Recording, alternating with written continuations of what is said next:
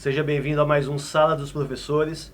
Eu sou o professor Caê e conto hoje com a participação do professor Ademar. E hoje vai ser um programa especial. Vamos falar sobre a aprovação da Base Nacional Comum Curricular do Ensino Médio. E é sempre bom destacar, já no nosso começo de conversa, que o ensino médio é uma das etapas da educação básica que precisa de uma atenção muito especial.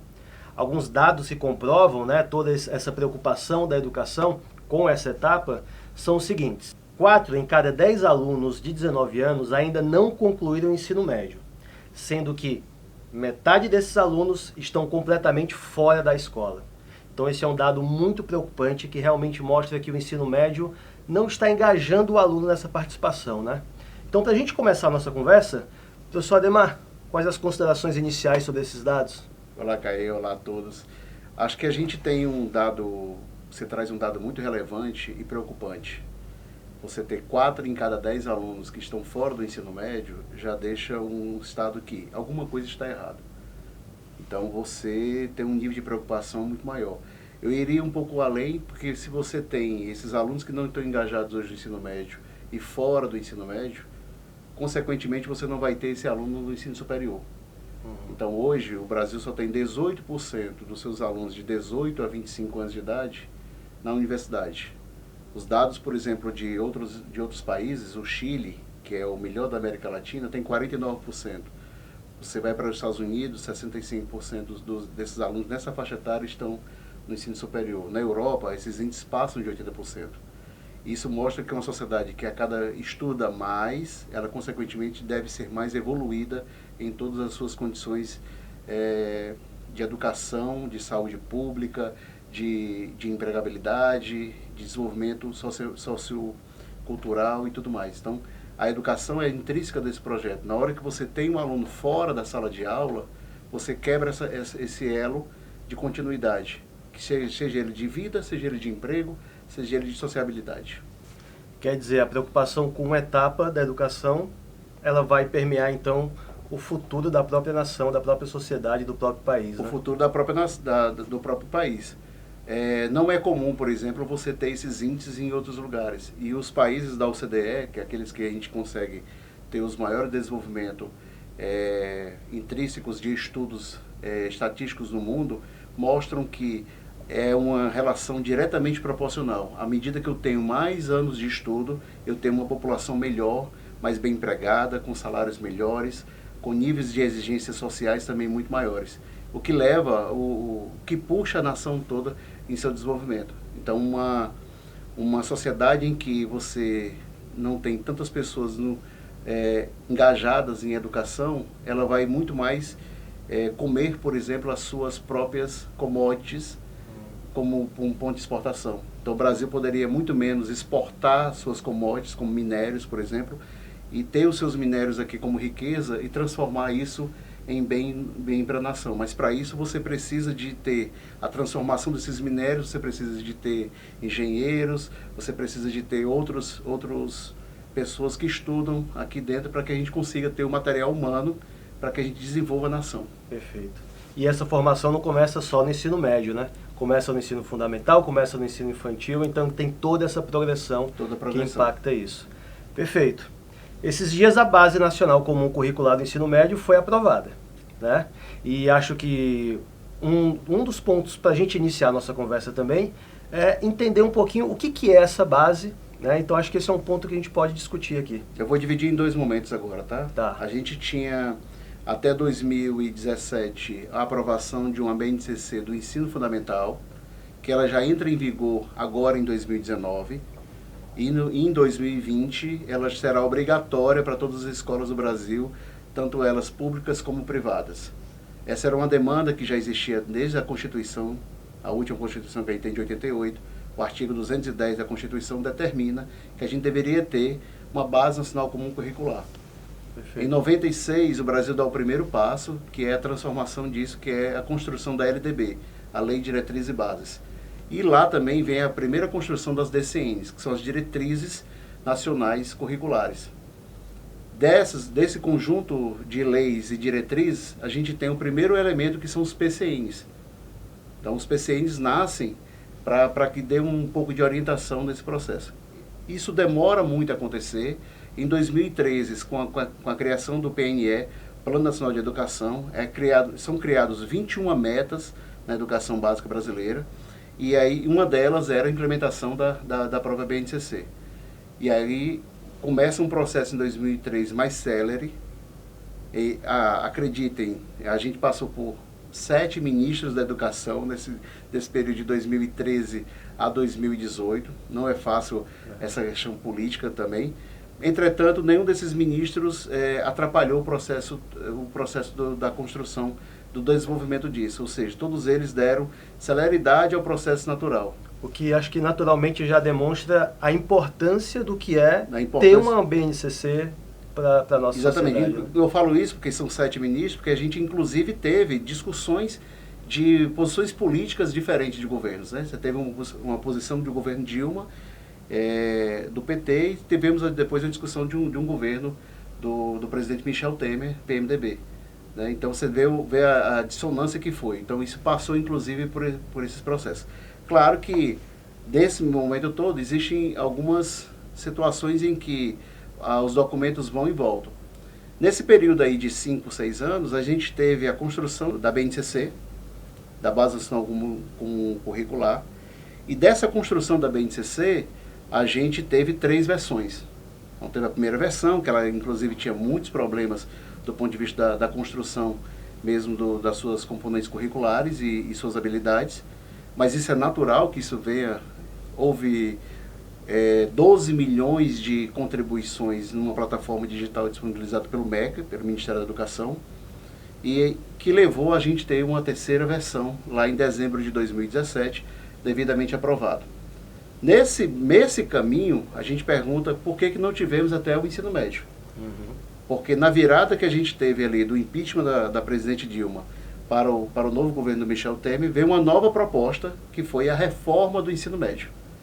Então o governo optou em pegar esse processo todo e dividir em 2 pedaços. Particularmente eu fui contra esse posicionamento que você deveria talvez ter um documento ser aprovado e ser construído de maneira geral, para depois você não ter que quebrar em partes, porque você aprova um documento até o 9º ano e ainda espera o que vai acontecer no outro aqui. Então, principalmente o ensino médio, ele ficou muito à mercê de muitas especulações do que viria depois. Né? Mas, felizmente, agora, a gente tem uma BNCC completa. A gente tem um documento completo agora, desde os anos iniciais da educação infantil até o ensino médio. Perfeito. Então, acho que uma frase bem legal da sua fala aí é que a reforma do ensino médio e a BNCC do ensino médio são coisas distintas, né? Porque eu acho que pode até ter uma confusão nas escolas, né? Acho que a BNCC é um documento, né? A reforma do ensino médio é um plano de ação bem maior que vai impactar diretamente isso, né? Elas são diferentes, mas elas não deixam de estar ligadas. Assim como tem um documento que é importantíssimo, que todos vocês vão encontrar, não só além do documento oficial das novas habilidades, mas também vão encontrar no nosso portal BNCC, que são as diretrizes curriculares nacionais. É outro documento importantíssimo, que é como a lei a gente está delimitando a regra do jogo. Então a regra do jogo nasce para atender aquilo que foi lá uma medida provisória, que foi até muito contestada na época da forma como foi feita, sem uma transparência tão grande e diálogo com a sociedade. Mas talvez o momento político do Brasil não nos deixasse até uma discussão que não fosse daquela forma. Então foi esse momento que o governo usou como instrumento para aprovação isso no Congresso Nacional. Depois o documento correu de uma forma em que a reforma do ensino médio determinava agora que a gente deveria ter áreas do conhecimento e uma estrutura diferente da BNCC do que foi até o 9º ano. Até o 9º ano a gente tem uma distribuição dela em disciplinas. Então você tem lá ciências, você tem matemática, língua portuguesa, você tem artes, você tem uma distribuição em disciplinas. Outrora, quando chega no ensino médio, a gente tem uma outra divisão. Então a divisão agora por áreas do conhecimento. que é o que mais ou menos se tem das melhores práticas internacionais. Então você tem lá ciências da natureza, ciências humanas, matemática e linguagens. E atrelado a isso, a gente vem a uma quinta componente, que é a questão da formação do ensino técnico, uma outra possibilidade de ensino técnico. E essa própria reforma do ensino médio determina que a gente vai ter explicitamente um caminho de itinerários formativos para os alunos.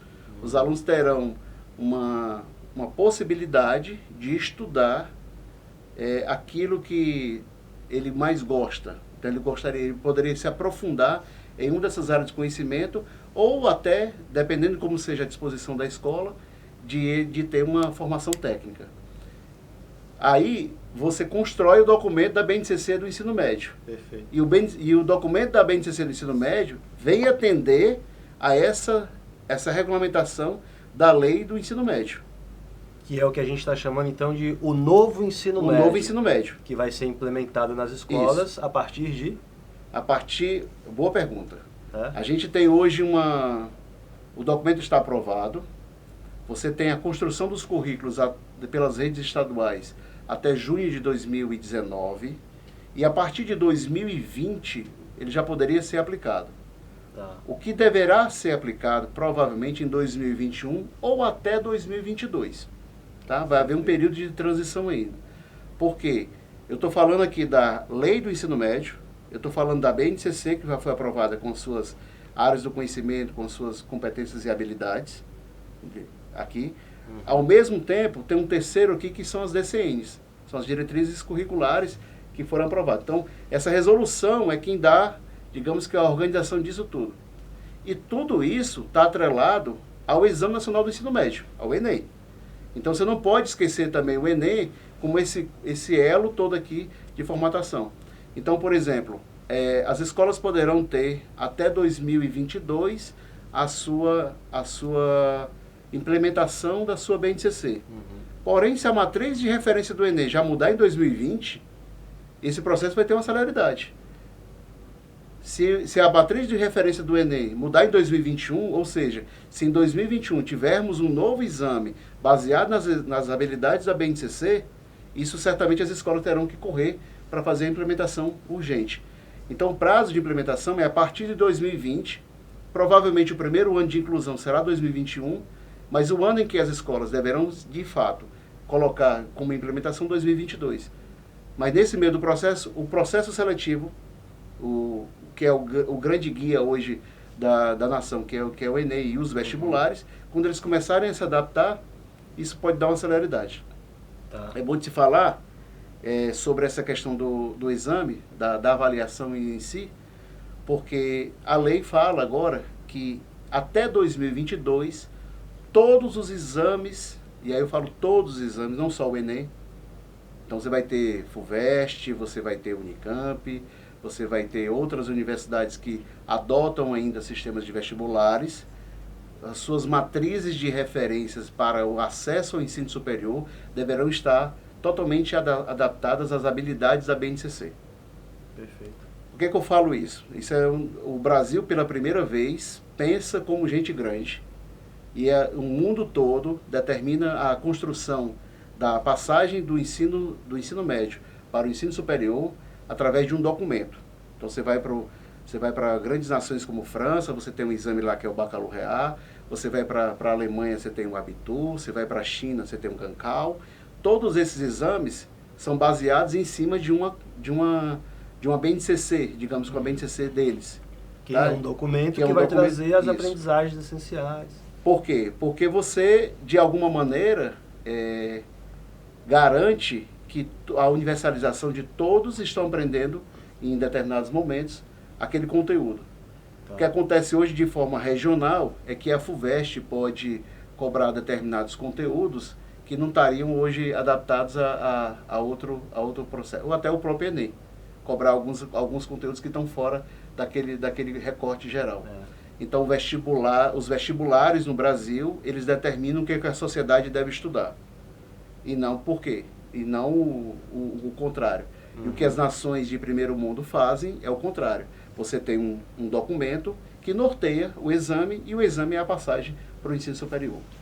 Quer dizer, acho que agora a gente está indo num caminho Essa é uma construção. correto, né? A gente tem, ainda não é o melhor documento a se falar isso. Tanto é que, falando em datas, 2026 é o ano da revisita da BNCC. Aí eu já ouvi alguém dizer assim, Ademar, então quer dizer que em 2026 a gente vai revisitar é porque o negócio já nasceu ruim, né? Não nasceu ruim. Isso é natural de todas as sociedades. A Finlândia, em 2016, revisitou seus conteúdos e fez uma construção de seus conteúdos até 2026. Uma parte do currículo chinês também foi relido em 2014 e eles fizeram uma construção até 2022. Então isso é natural você reler o seu conteúdo para ver se ele está conforme o próprio processo. E hoje, principalmente com tecnologia, há um avanço muito forte e da leitura do próprio conhecimento. Perfeito. Então é necessário fazer essa nova leitura dos documentos para saber se de fato aqueles conteúdos estão aderentes à realidade daquela sociedade. Perfeito. E acho que é super natural, né? Se a sociedade avança, se a tecnologia avança, a educação tem que avançar também. E não existe avanço sem mudanças, né? É verdade. Então o documento avançar, acho que pra gente é um ganho tremendo. Exato. Né? E nessa sua fala eu pude perceber que a reforma que está vindo para o ensino médio, com a própria BNCC, ela é bem mais complexa do que a reforma que, na verdade, o documento do fundamental, né? Isso. Porque a BNCC do ensino médio, ela engloba também esse novo ensino médio, que vai ter esse plano de ação, e os exames nacionais, né, de seleção e tal. Agora, um ponto que eu acho que a gente poderia desmiuçar um pouquinho mais são os itinerários formativos. Essa é o ponto talvez o mais... Quando você falou aí, já me deu uma pulguinha atrás da orelha. O mais curioso de todo esse processo e o que, de alguma maneira, está tirando um pouco do sono das pessoas. Né? Então, E eu, como professor, também já estou sem dormir, viu? O que a gente tem? A gente tem hoje, no Brasil, a gente tem 800 horas e 200 dias letivos. Tá? Então, você tem ali 4 horas por dia na educação. Isso é a lei. A lei do ensino médio determina que essas 800 horas passem para 1.000. Tá? E em um determinado momento, que isso não está em prazo ainda definido, até para 1.400. Tá? Mas hoje se pede que as escolas passem em 2 anos, nos próximos 2 anos, a terem 1.000 horas aulas. Tá? Essas 1.000 horas aulas, no mesmo prazo de 200 dias, vai aumentar. As escolas, de maneira geral, particulares, já têm isso, ou até muito mais do que isso. Pela prática que a gente percebe pelo Brasil todo, a gente vê que as escolas particulares já passam nisso. Mas pegando esse processo de 1.000 horas por ano, a gente teria 3.000 horas nas 3 séries do ensino médio. E a lei determina que 60% do conteúdo seja de BNCC. Os outros 40% vão ser divididos nos itinerários formativos, na escolha que, dentro das opções que a escola ofereceu, o aluno vai escolher aquelas opções. As escolas precisam oferecer pelo menos 2 itinerários, dentre os 5. Tá? Quando eu falo 5, eles são 5 macro itinerários. Natureza, humanas, matemática, linguagens e formação técnica. A escola é obrigada a oferecer pelo menos 2. Tá? Agora, é muito provável que as escolas particulares ofereçam esses 4 principais, que é o que elas sabem fazer.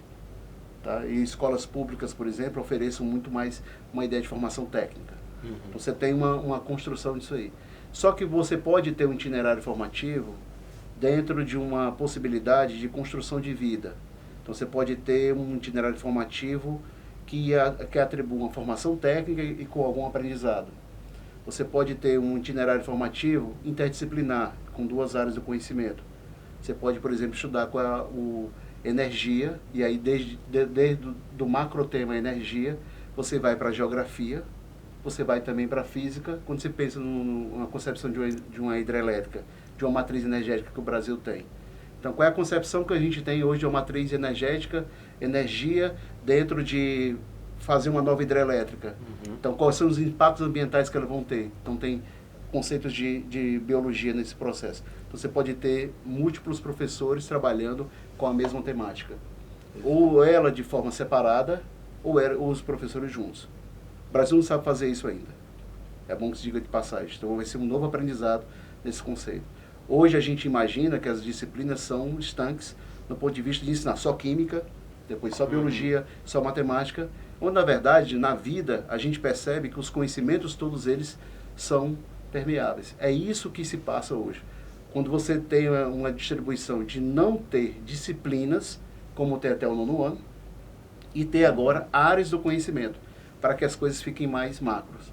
Tá. Então, 40% dos itinerários, do tempo total, 1.200 horas dos alunos, deverão ser destinados a esses itinerários. Tá.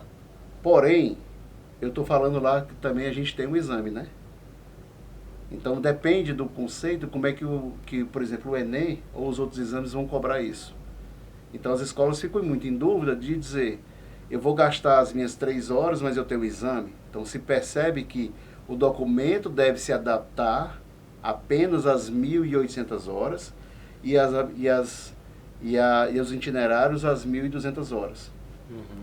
Mas você tem um exame que está cobrando aqui. E o Enem, que provavelmente mude, o governo já sinalizou que esse exame agora, ele terá 2 dias, como tem hoje, mas com o 2º dia como uma específica. Tá? Então ele vai ter quase uma prova... que abordando o que é trabalhado num itinerário. Exato. Seria isso? Não, mas esse aqui é um pouco de dúvida ainda. Tá. Teoricamente é isso que se espera, mas não é o que o documento fala. Tá? Então, na hora que eu sugiro uma situação mais interdisciplinar, e eu, ao mesmo tempo, no itinerário, e ao mesmo tempo no exame eu cobro outra coisa, isso pode dar um pouco de dúvida na construção. Perfeito. Então, você tem situações diferentes. Quando se fala, por exemplo, que o ensino médio agora é flexível, é porque a escola pode, dentro dessas 3.000 horas, estabelecer que vai trabalhar tantas horas na primeira série do ensino médio, ou tantas horas na 3ª série do ensino médio para cada formatação, dos 60% a 40%. Uhum. E aí, por exemplo, o que eu aconselho, pensando no exame, é que talvez nos últimos 6 meses de chegada nos últimos 6 meses que faltam para o exame do vestibular, talvez não seja a hora de trabalhar em itinerários, e sim focar e gastar essas horas aqui com a preparação para a própria prova, né? Ainda vendo os últimos conteúdos, dentro da carga horária das 1.800 horas. E talvez o aluno, ao chegar no ensino médio, ali nos 6 primeiros meses da chegada dele na primeira série do ensino médio, ele não esteja preparado ainda para esse novo conceito de itinerário. Então, você teria algum momento em que os 6 primeiros meses iniciais e os 6 últimos meses, ali visando talvez a formatação do 2º semestre próximo ao exame, não seriam momentos ideais, ou por maturidade, ou pelo exame, de se colocar em itinerários formativos. Perfeito. Se colocaria nesse miolo aqui, do 2º semestre da primeira série de ensino médio, até o 1º semestre da 3ª série de ensino médio. Então, por isso que você tem essa possibilidade de flexibilidade. Mas as escolas podem colocar desde o começo do 1º ano, ou até na 3ª série. E a escola vai entender a sua realidade, entender o que faz sentido para ela na sua região, né? E ela poderia flexibilizar essas formas de aprendizagem, essas possibilidades de oferecimento de itinerário. Você foi perfeito agora, e muito preciso. A escola, ela tem que entender primeiro qual é o seu projeto político-pedagógico. Perfeito. Para não inventar moda, que pode aparecer muito para qual é o objetivo principal que seus pais e sociedade querem que seus filhos estudem naquela escola, para que de alguma maneira ela entenda o que ela deve oferecer. Uhum. Tá? O que ela deve oferecer. Então, se ela for, por exemplo, uma escola muito mais que pensa na formação integral do cidadão, ou se ela for uma escola que ela pensa em passar o aluno no vestibular, como projeto, aí aqui não vai nem o juízo de valor se isso é bom ou se é ruim, tá? Para nenhum momento, mas ela tem que entender onde é que ela está inserida e para quem ela atende, para quem é a sua comunidade. E, ao mesmo tempo, atender especificamente o que determina a lei. O que tira um pouco dessa questão da insegurança é que se imagina quem é o profissional que vai dar essas aulas, né? São os mesmos colegas professores que vão estar trabalhando dentro dessa construção. E que sempre trabalhou dando uma única coisa, uma única caixa. Uma única caixa ali de formatação e tudo mais. Para isso, o documento vem alimentando essas expectativas. Então, quando você tem um exame que cobra as habilidades do documento e o documento dita outro processo de interdisciplinaridade, aí o professor tem que começar a se adaptar. Então, você tem assim, mas aí você tem algumas críticas que eu já ouvi, do tipo, o professor foi preparado em outro cenário. Foi.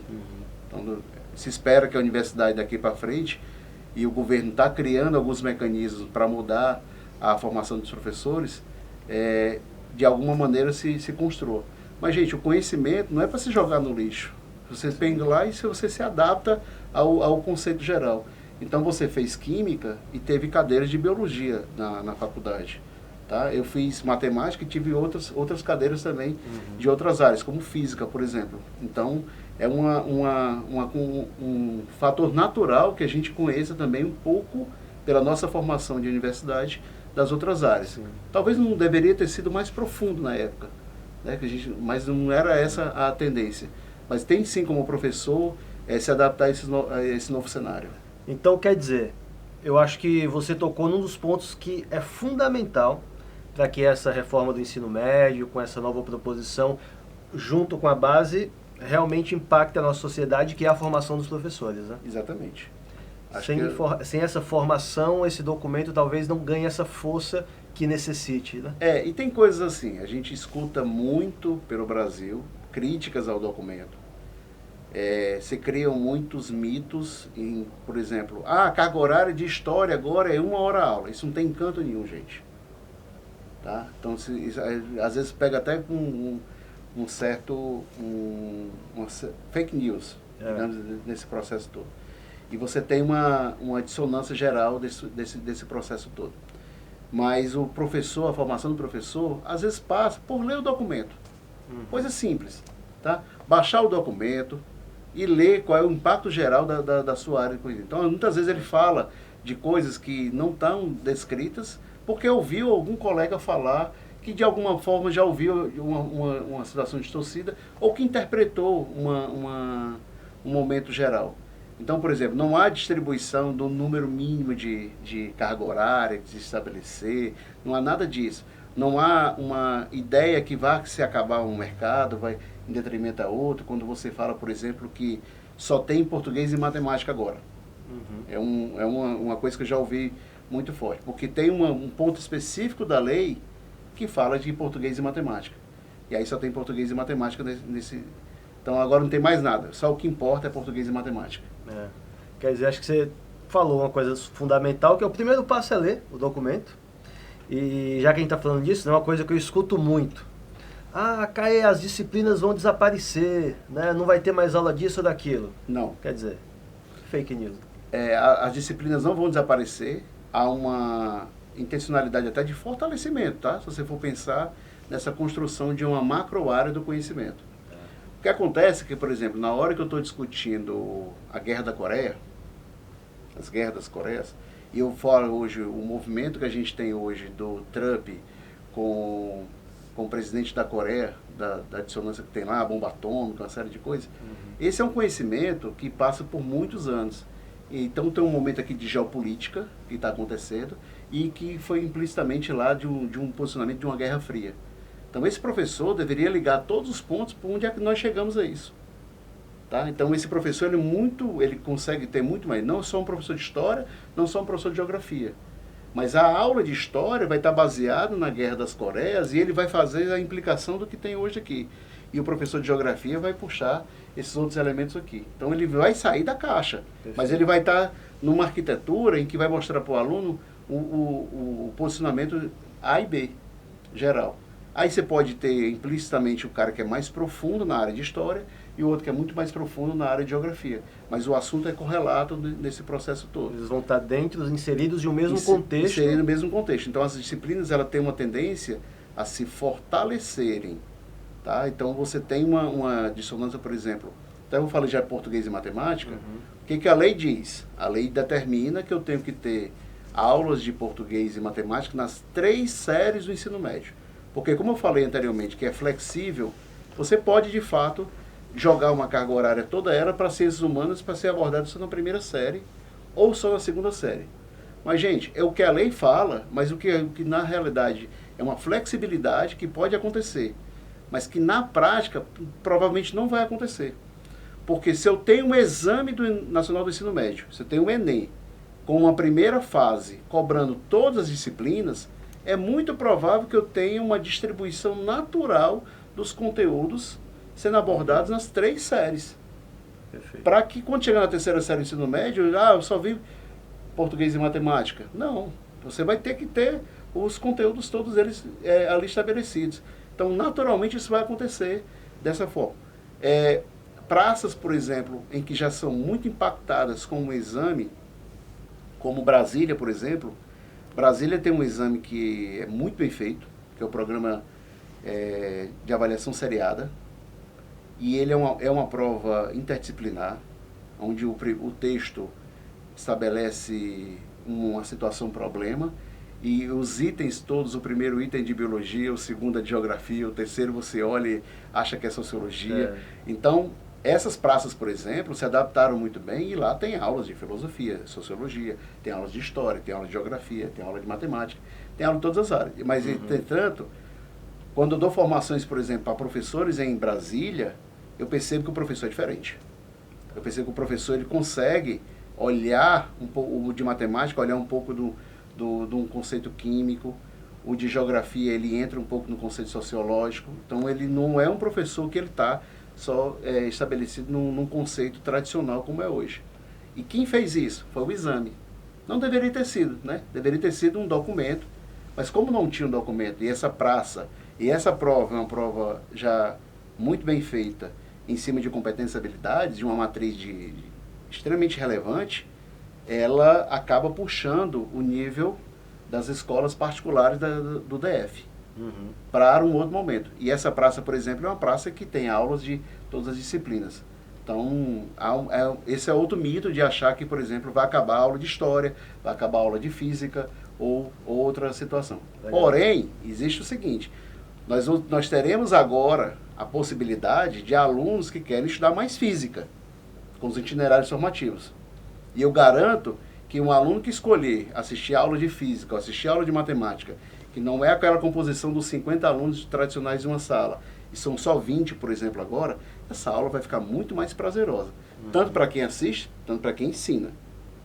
Tá? Porque vai ter muito mais objetivo agora, explicitamente você pode aprofundar um conhecimento para quem de fato quer que seja aprofundado aquele conhecimento. Perfeito. E esses outros 30 alunos vão estar distribuídos em artes, vão estar distribuídos em filosofia, vão estar distribuídos, por exemplo, em biologia.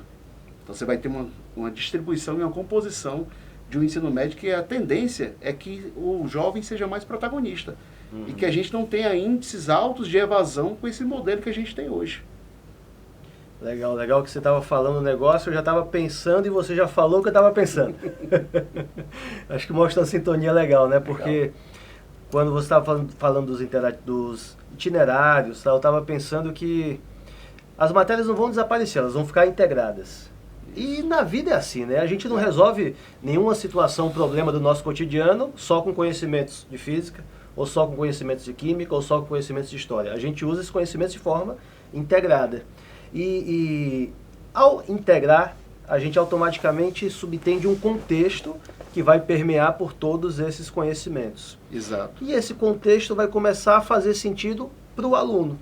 E fazendo sentido para o aluno, ele começa a ver sentido na própria escola, e o que vai provavelmente diminuir esses números de evasão que a gente mostrou no começo da nossa conversa, que são tão altos, né? Ou seja, eu acredito que essa mudança vai trazer muita coisa boa para o aluno, de uma forma geral, não vai? Vai sim. Você pode descrever um pouquinho essas coisas interessantes, essas novidades? Você tem uma possibilidade do aluno estudar aquilo que mais gosta, aí você começa a ter um dinamismo maior, você tem digamos que um conteúdo, ruim falar isso, porque às vezes as pessoas acham que menos é uma coisa que vai trazer menos benefícios. Mas você ter menos conteúdo para ser estabelecido, você vai ter mais capacidade de gerência final. Perfeito. Por quê? Porque na vida nem tudo tem gabarito. Ou na verdade, quase nada na nossa vida, o amanhã tem gabarito. Esse homem está um filósofo hoje, viu? Mas por que eu estou falando isso? Porque o documento está ancorado, assim como tem até o 9º ano, nas 10 competências gerais da BNCC. Perfeito. Tá?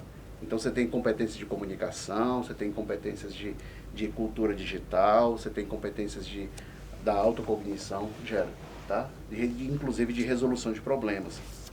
Então essa matriz geral de competências, ela está ancorando esses projetos de vida lá na frente também. Então o Brasil é muito conteudista, ele pensa explicitamente em ter muitos assuntos. E o vestibular, por exemplo, os vestibulares, eles costumam cobrar, às vezes até para separar o joio do trigo, de um aluno que vai para um exame mais difícil, como medicina, por exemplo, conteúdos de segunda fase que são absurdos, que são conteúdos que só seriam vistos na graduação, tá? Com nível de profundidade. Então você tem um pouco de... Então o documento vem para disciplinar isso também. Vem para você entrelaçar essas habilidades todas, as competências gerais, todas com o próprio propósito de projeto de vida. Legal. Então, dentro das 1.800 horas, essa que seria talvez até o ideal, você também ter esse projeto de vida para o aluno, tá bom? E acho que até diminui uma coisa que eu me perguntava quando era aluno, e agora eu vejo o meu filho perguntando para mim, que é o seguinte: pai, para que eu estou estudando isso? E as múltiplas brincadeiras que a gente vê também eu passei mais, a gente vê nas redes sociais, né? Eu passei mais um dia na minha vida e não precisei de reações orgânicas. Eu não precisei... Não fale assim da química, rapaz. Eu não precisei saber a fórmula de Bhaskara, falando aqui da matemática. É isso mesmo. Professor, muito boa essa nossa conversa. Eu vou agora tocar alguns pontos um pouquinho mais concisos para a gente conseguir finalizar isso aí. E que eu acho que são pontos que são muito relevantes para a escola, para quem está assistindo a gente, que pode impactar esse dia a dia, tá? Perfeito. O primeiro é o seguinte: como é que vai ficar a oferta de educação física, de artes, de filosofia e sociologia nesse novo contexto? Elas devem obedecer praticamente o que acontece hoje já. Tá. Então, dentro da dinâmica que a escola estabelece, ela vai ter a sua própria priorização, tá? Educação física é obrigatório, artes é obrigatório, filosofia é obrigatório, dentro desse contexto todo que está... Inclusive, não vai desaparecer nada. Não vai desaparecer, inclusive com as suas diretrizes. O que pode acontecer, e aí é de passagem, né? Uma determinada escola tem uma carga horária maior de determinados conteúdos numa determinada série, no primeiro, segundo, terceiro ano. Que tem a ver com o itinerário. itinerário. Que tem a ver com o itinerário, com aquela composição. Então, por exemplo, a escola pode dizer que ela tem 2 aulas de história na primeira série e na segunda série ela tem 3. Tá. Isso pode acontecer, tá? Com um pouco. Agora, eu diria de maneira geral para os colegas que tocam escola direta aí, é que tenham muita calma nesse momento, tá? Acho que o conservadorismo nesse momento talvez seja muito bom para ver como é que as coisas vão se sentar ao longo dos 3 primeiros anos da implementação da RE. Então, isso deve, inclusive, ser praticamente do mesmo jeito que é hoje, tá? Com os conceitos gerais. O que a lei determina é que a gente tem que ter habilidades de português e matemática sendo estabelecidos nas 3 séries. Tá. Durante os 3 anos do ensino médio. Mas provavelmente todas serão desse mesmo formato de maneira geral. Agora, a lei permite que determinada escola só tenha artes na primeira série, desde que ela estabeleça aquela carga horária toda. Desenvolva as habilidades. Desenvolva as habilidades todas que são propostas. Perfeito. Tá? Isso vai acontecer de maneira prática na real? Não. Mas se uma determinada escola quiser, então, por exemplo, uma escola que não está pensando, por exemplo, no vestibular, não está pensando no Enem, e ela é muito mais preparatória para universidades americanas, para universidades do exterior, ela pode pegar aquelas 1.200 horas e estabelecer no final da segunda série do ensino médio e em toda a terceira série do ensino médio. E não trabalhar mais nenhum conteúdo. E trabalhar competências e habilidades necessárias para essa aprovação. Só dos itinerários. Então, por exemplo, o aluno que escolheu um itinerário de ciência da natureza, ele pode ter 1 ano só de ciência da natureza e não ver mais nenhum outro conteúdo. Porém, as habilidades obrigatórias que estão estabelecidas para arte, filosofia e sociologia, por exemplo, eles terão que ser trabalhados na primeira e segunda série. Tá. Então, a lei dá uma possibilidade de flexibilidade. disso aí. O que é uma tremenda vantagem para a escola. Uma tremenda vantagem. Porém, quando a gente pensa hoje que você tem 6 milhões de candidatos no Enem para 250 mil vagas dentro do SISU, a gente sabe que a concorrência é ainda muito dura. Você não tem vaga para todo mundo. Então, o exame acaba determinando muitos moldes do próprio caminho do aluno no ensino médio. Perfeito. Então, acaba sendo uma coisa linear. Então, deveremos ter disciplinas da mesma forma no momento. Nesse mesmo caminho ainda, a língua inglesa é obrigatória na escola também, né? Pela lei, a língua inglesa agora é obrigatória do 6º até a 3ª série do ensino médio, tá? Ou há possibilidade de outras línguas, né? Uhum. Então, vou dar um exemplo para você. A Assembleia Legislativa de Porto Alegre, do Rio Grande do Sul, determinou que o espanhol é obrigatório no estado do Rio Grande do Sul. Aí você vai dizer, onde é que é isso? Você não tem os itinerários? Uhum. Então, dentro dos itinerários, houve uma construção do currículo do Rio Grande do Sul, em que ele determina que o espanhol também é obrigatório. E aí, qual é a justificativa? É um estado que faz fronteira com o país de língua espanhola, Uruguai e Argentina, e isso é uma necessidade local. Então, isso pode ser adaptado, sim, nesse contexto. Agora, o que é obrigatório do ponto de vista da legislação é a língua inglesa. Você tem um determinado colégio, que esse colégio tem uma influência italiana. Ele pode dar a sua disciplina de italiano também, dentro da construção do seu currículo. Uhum. E aí você tem, só para a gente deixar bem claro, a BNCC não é currículo, a BNCC é bula. É uma bússola do contexto geral. O currículo é muito maior. O currículo é BNCC, mais a construção das redes locais, da inserção do cidadão no meio local, caso espanhol, para o estado do Rio Grande do Sul, e também das crenças e conteúdos e habilidades que aquela escola também estabeleça como priorização. Perfeito. Então, tem uma escola que, por exemplo, ela tem uma tradição religiosa, ela pode também trazer isso, que a sociedade, os pais que estão ali querem esse tipo de situação, e isso é da cultura da escola. Então, tudo isso atrelado, BNCC, mais currículo das redes, mais currículo das escolas, o plano político-pedagógico, se torna um grande documento de currículo. Tá, perfeito. Acho que um ponto também relevante. As escolas que querem oferecer itinerários técnicos, os professores com notório saber poderão atuar nessa área? Bom ponto. Professor com notório saber só poderá atuar em itinerários técnicos. Tá. Quem não tiver formação, ele não poderá dar aula de matemática, por exemplo, apesar de ser um cara muito bom ou conceitualmente isso. Por quê? Uhum. Você tem uma questão da didática, tá? E tem uma questão também da legislação de proteção também da carreira do professor. Porém, a escola quer dar um itinerário formativo sobre marketing. Então, existe uma oficina de marketing em que a escola quer estabelecer. Quem é que vai dar essa disciplina? Pode ser, por exemplo, alguém de uma agência publicitária. Pode ser um professor universitário também.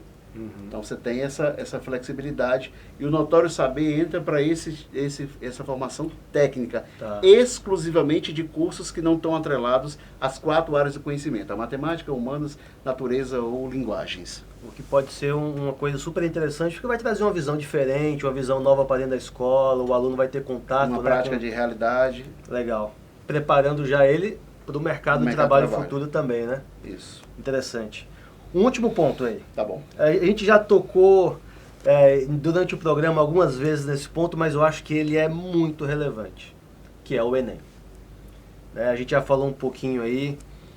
O que está sendo falado do Enem, para a gente finalizar e deixar isso mais formalizado no nosso programa? Perfeito. O que está sendo falado, o que vem por aí nos próximos anos? 2019 a gente tem um novo governo, com uma nova dinâmica no país para a educação.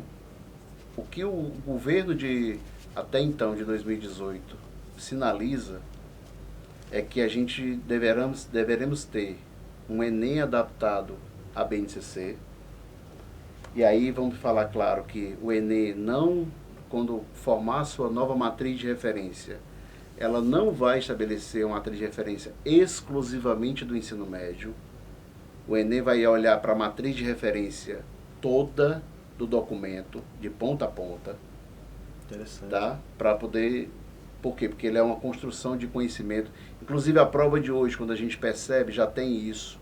Não tem só conhecimento do ensino médio, pelo contrário, em algumas áreas tem conhecimentos muito do ensino fundamental, como matemática, onde cai porcentagem, regra de 3, juros, geometria, de forma muito relevante.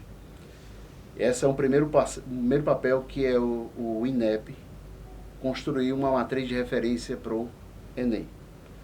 Depois vão vir as discussões para o formato. O que está posto hoje é que a gente teria um primeiro dia generalista, uma prova com todas as disciplinas, tá? Com todas as componentes curriculares, do que se pensa hoje, das 4 áreas de conhecimento, mas com todas as componentes curriculares, de forma interdisciplinar.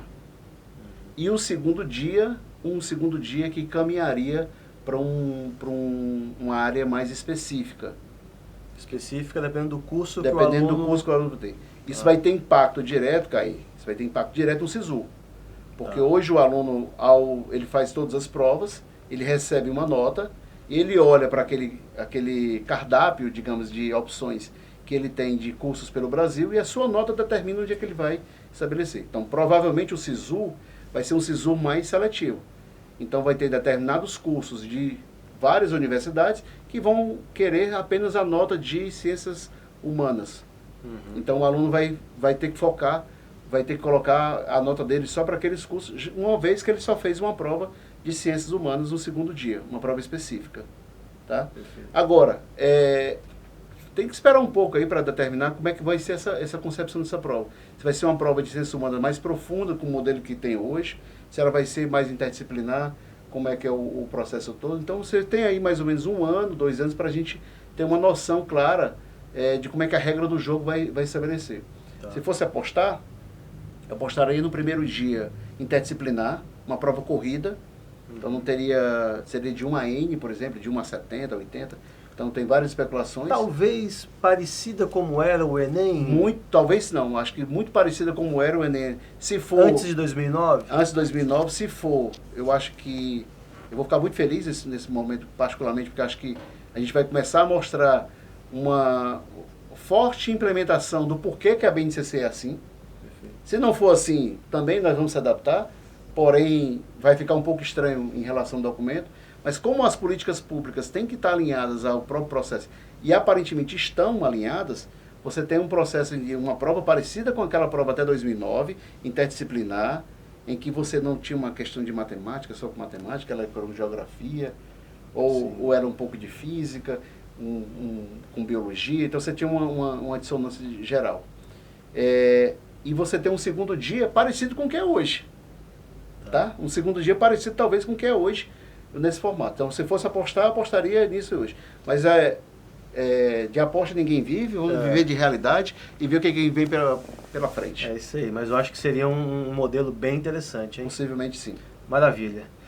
Professor, essa nossa conversa foi muito boa, acho que muito engrandecedora. Muito obrigado também. Agradeço muito a sua presença, a sua participação aqui, sempre é muito nobre. Muito obrigado. Obrigado.